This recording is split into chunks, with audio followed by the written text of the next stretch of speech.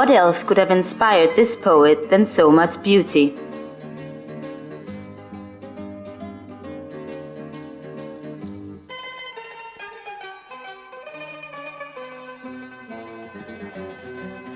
Naples has ancient origins. It was founded by the Greeks in the 7th century BC, initially along the coastal belt of the headland of Pizzofalcone. This Greek settlement took the name of Partenope, in memory of the siren who, according to the ancient myth, died here of sorrow of not having succeeded with her sweet song to hold spellbound the valiant Ulysses.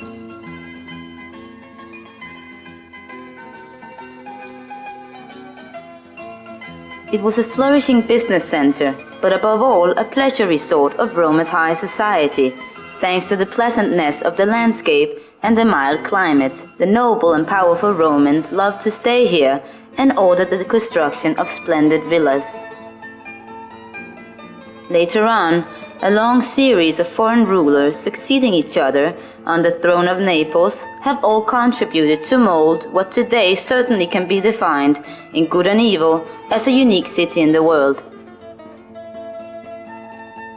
Today, the city of around 2 million inhabitants seems to extend itself almost infinitely in the eyes of the visitor, who is struck not only by its dimensions, but above all by its inexhaustible vitality. But enough speaking for now. Let us enjoy these wonderful images that comment themselves, accompanied by beautiful melodies played on mandolins.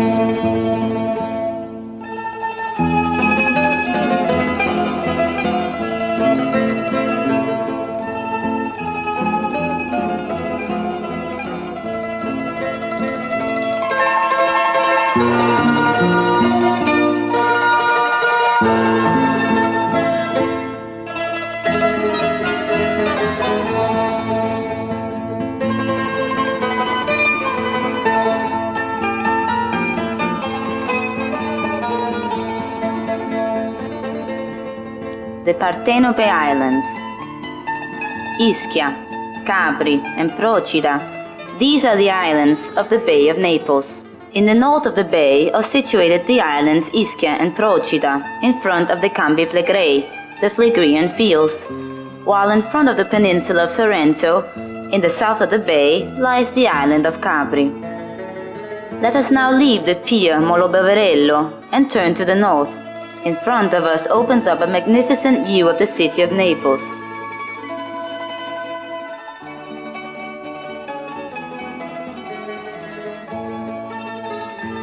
Still going north, we are able to see the splendid Neapolitan coast.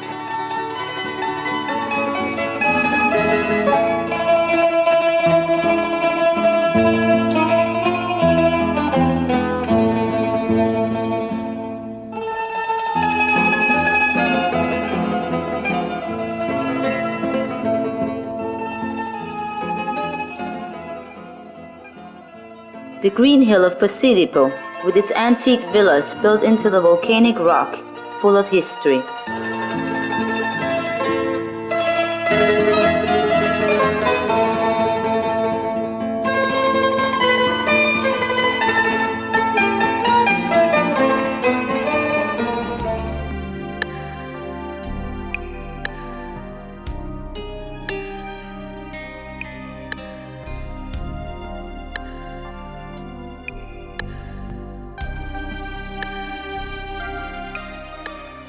The head of Posilipo, with the Virgiliano Park, a meeting place for lovers to spend a few moments in intimacy.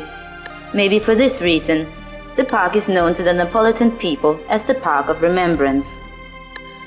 Not far from the head of Posilipo, we have Nisida, a small volcanic rock island. In remote times, it was a stratum of the head of Posilipo. It is connected with the mainland by a bridge. On its summit rises Castello Angioino, which today houses a reform school for miners. The home cannot be visited, while it is also a military district.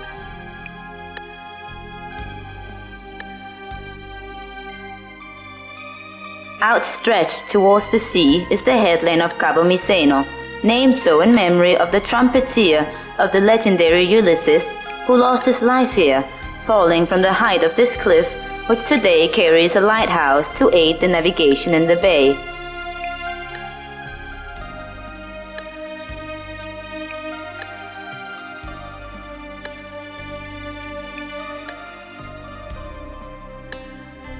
We pass Largo di Baia, an ancient bathing resort much loved by the Romans who gathered here to recover their strength in the famous Sandra baths.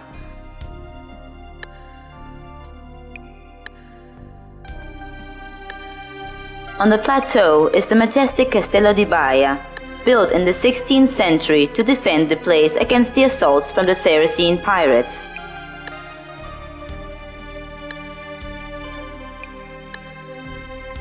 In the background, the home San Martino, also this one in remote times attached to the mainland before breaking off, today accessible through a tunnel and a narrow viaduct.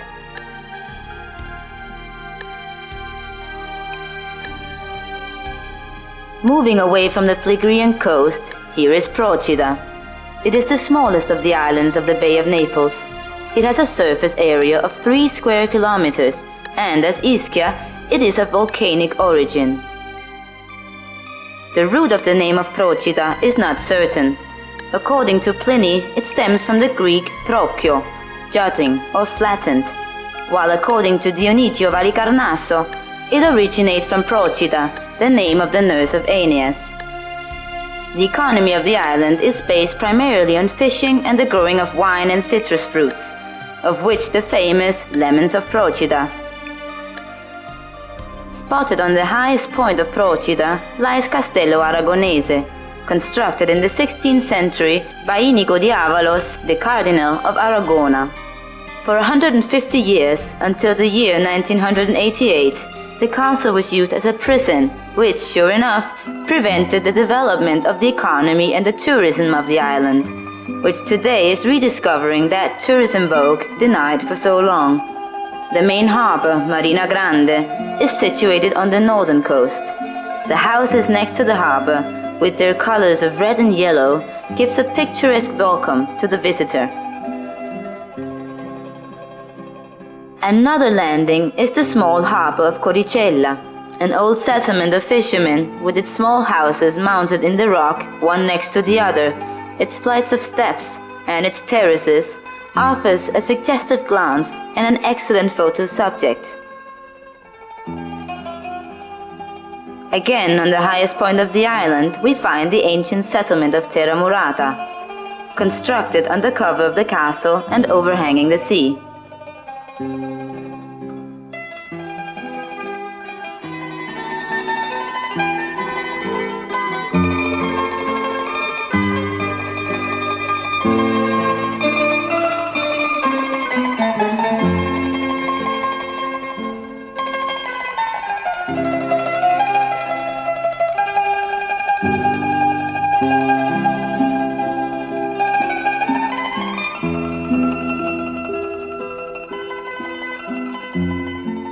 Ischia.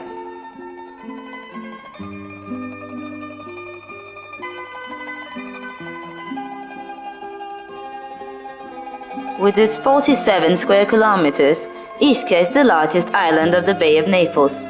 It is situated 20 sea miles from Naples city. The island is composed of 7 townships, of which Ischia, Varano, Casamicciola, Lacco Ameno, Forio, and Serra Fontana.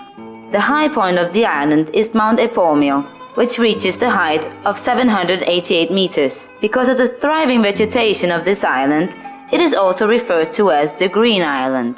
Here the Greeks founded their first colony in the Tyrrhenian Sea, giving the island the name of Pithecusa.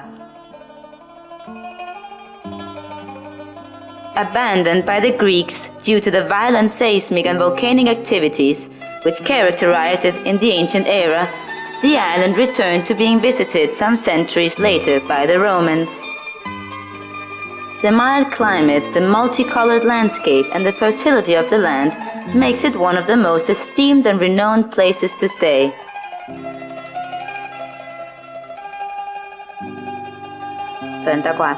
Because of its volcanic origins, Ischia is full of thermal springs, which are used with excellent results for skin care and as a cure for rheumatic diseases.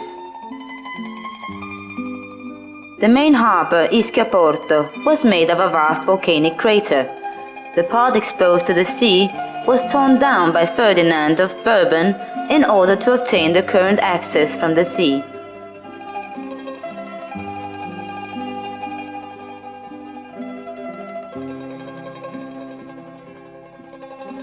To explore the Green Island from the sea is surely an emotion not to miss.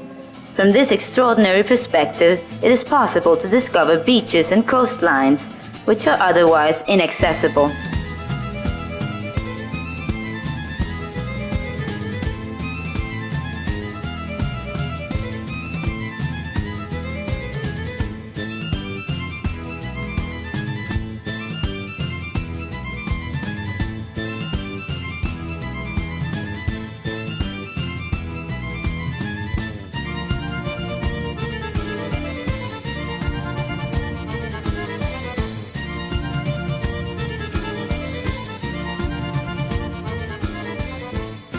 It is Capri, the blue island, pearl of the Mediterranean Sea.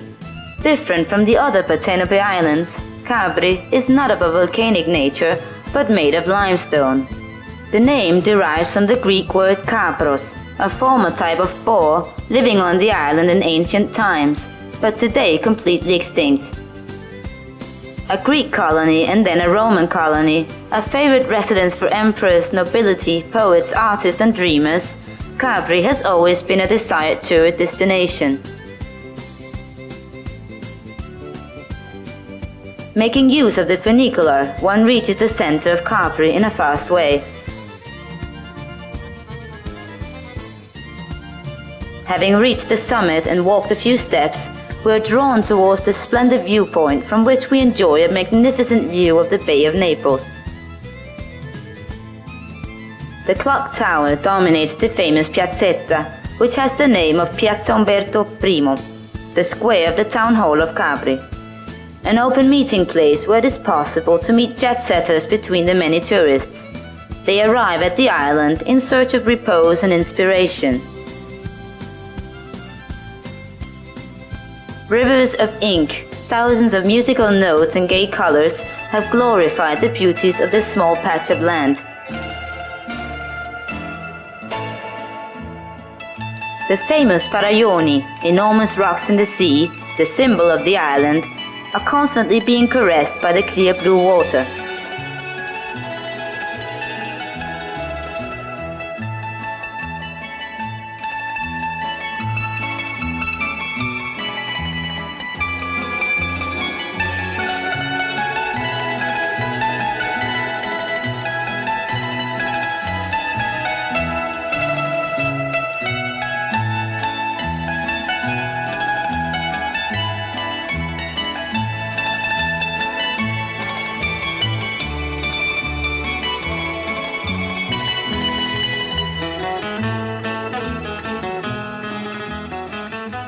One of the most treasured natural attractions of Capri is certainly the Grotta Azzurra. This cave, an ancient Roman sea nympheum, amazes with its transparent and intense blue color of the water.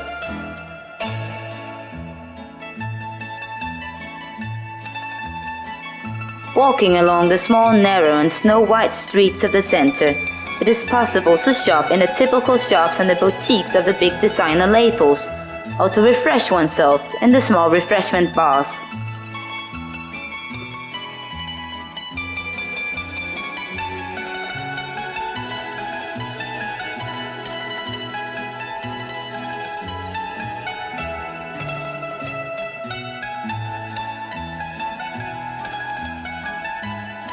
Sorrento. Looking out from the winding road leading from Vigo Equense to Sorrento, we catch sight of the enchanting coast formed by brown tuffed cliffs that plunge in the sea, alternating with narrow canals which give rise to small beaches.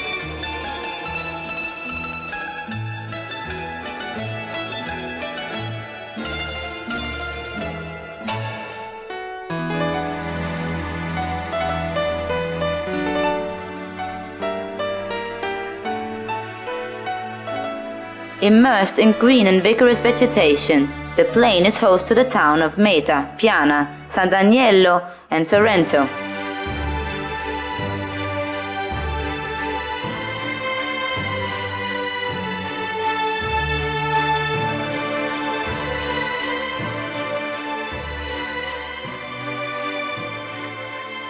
Meta di Sorrento is the first populated center that we encounter on the way to Sorrento.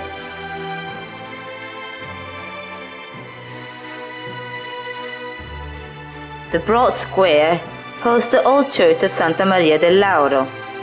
From here, one can continue to Positano and Amalfi, or in the opposite direction to Sorrento.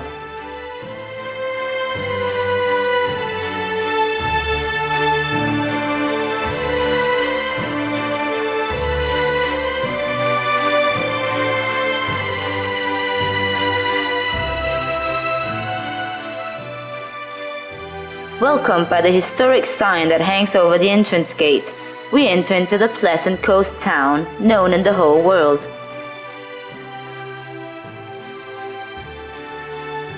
It was here that in 1544 the great poet Torquato Tasso was born. Born as a Greek colony, the town was known in the Roman era for its mild climate and frequented by nobility and wealthy aristocrats.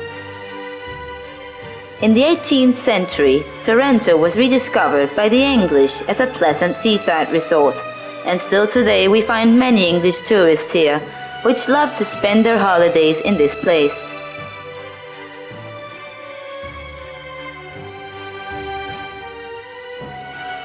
Going around the characteristic small streets, one discovers particularly charming spots which hundreds of enraptured tourists encapsulate in thousands of photographs. Sorrento, land of the sirens, enchanted place where the inspiration carries one to the rapture of a dream out of the ordinary. when the fancies caressed by the sweet smell of summer nights, drenched with flowers of orange and lemon, one loses oneself in the vastness of a gaze that ranges from the tip of the Campanella all the way to Capri. Questa parte.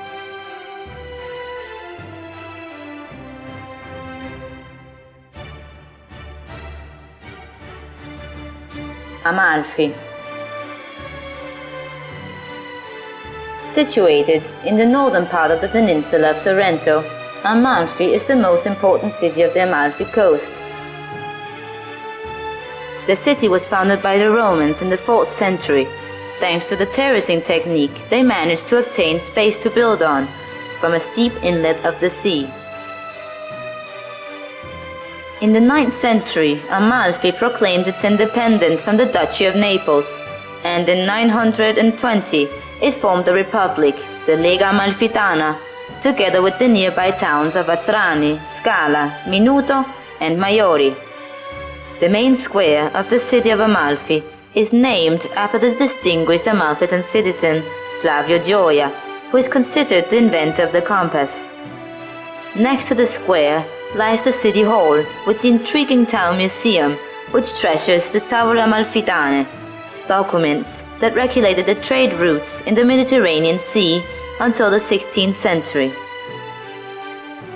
Apart from the splendid landscape and the glimmering blue of the sea, Amalfi holds precious treasures of art, such as the Cathedral of Sant'Andrea, which dominates the square of Flavio Gioia from the top of a spectacular flight of steps.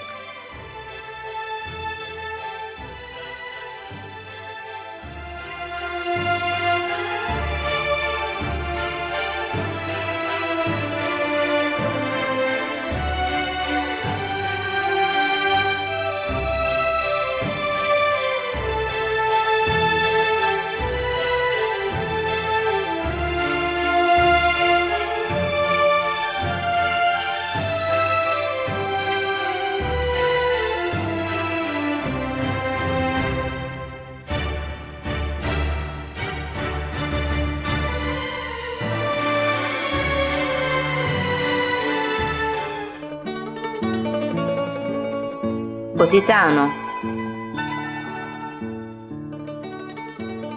Along the Amalfi coast, we find another rocky bay which guards a jewel of priceless beauty, Positano.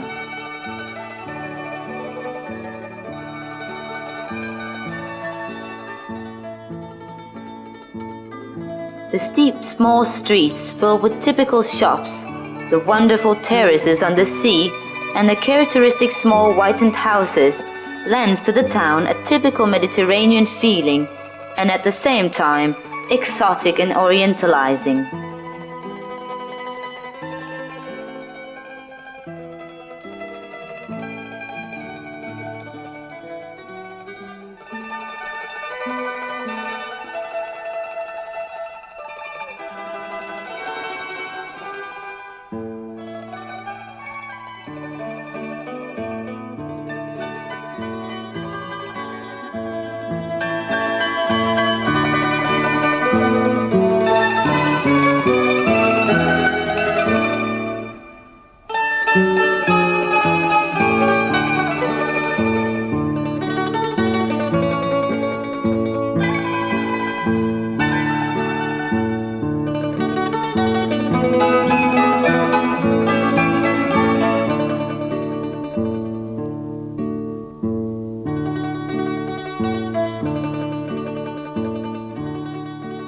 Going down the small street which leads to the beach, we encounter the small parish of Santa Maria Assunta, topped with a spectacular dome in Maiolica.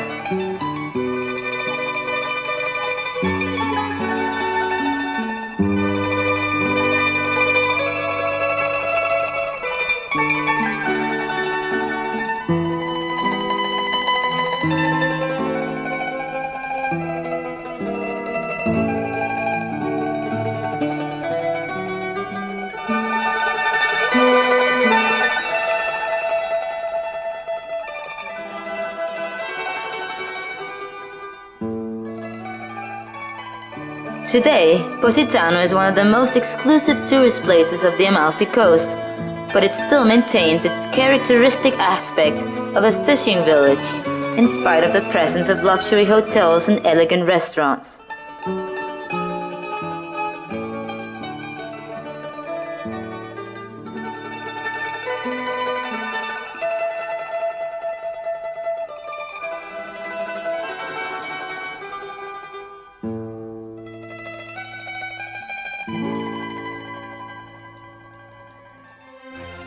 Ravello. The position of this town is perhaps the most spectacular of all three beautiful towns of the coast. Founded by the Romans in the 4th century, the town rises on a terrace marked off by the valleys of Dragone and Regina. Part of the Lega Amalfitana, Ravello experienced a long period of prosperity between the 12th and the 13th centuries, when, thanks to its trading port, it founded numerous colonies in the whole Mediterranean Sea. From this period date the wonderful palaces and churches that still today adorn the town. Ravello was the episcopal see for almost 800 years. In the year 1086, the first bishop of the town ordered the construction of the famous Duomo. Today, the careful renovation works allows us to admire the original appearance of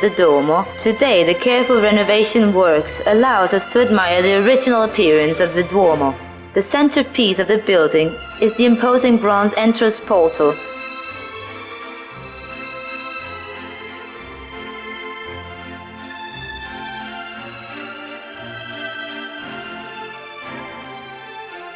In the vicinity of the Duomo lies Villa Ruffolo, constructed by the noble family of Ruffolo between 1270 and 1280.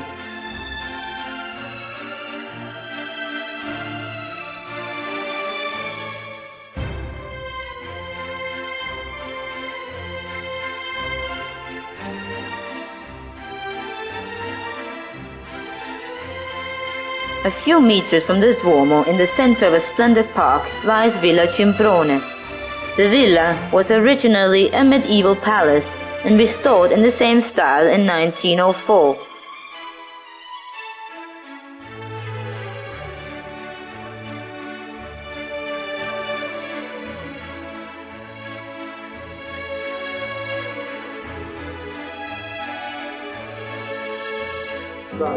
Pompeii.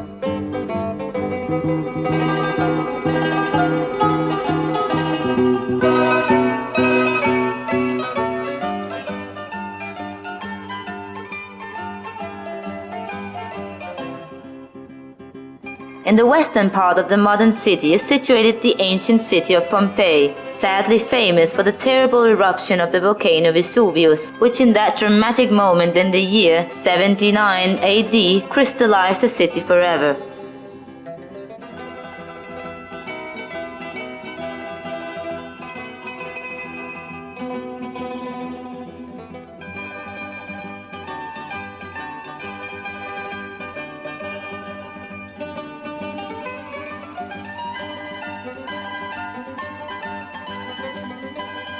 A port city, economically independent and rich, Pompeii founded its wealth on the substantial agricultural production, as well as the production of luxury items such as perfume, cloth, and wine.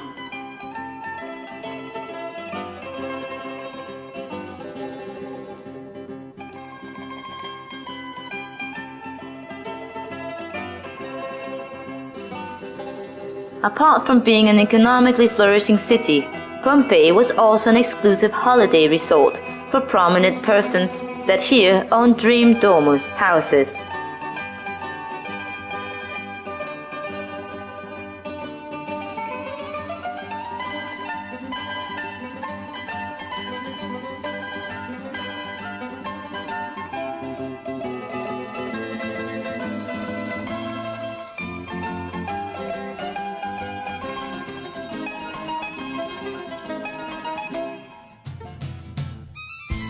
In August of the year 79 AD, the volcano unleashed its wrath and in a few days buried the cities of Pompeii, Herculaneum, Stabia, and Ablunti. under meters of ashes, lapilli, and other pyroclastic materials, condemning them to many centuries of oblivion.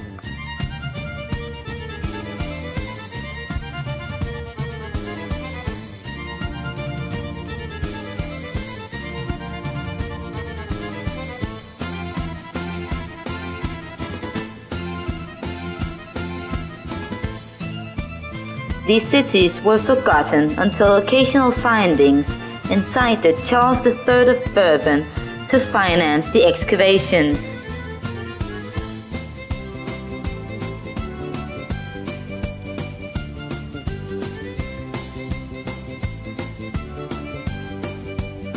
The tragedy that has kept intact these cities dating from the Roman era constitute an archaeological treasure more unique than rare.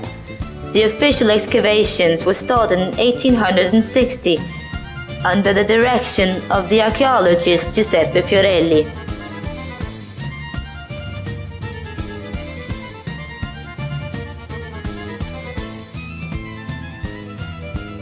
Today, a visit at the archaeological site of Pompeii or the nearby Herculaneum allow a complete immersion in the life of a Roman province city.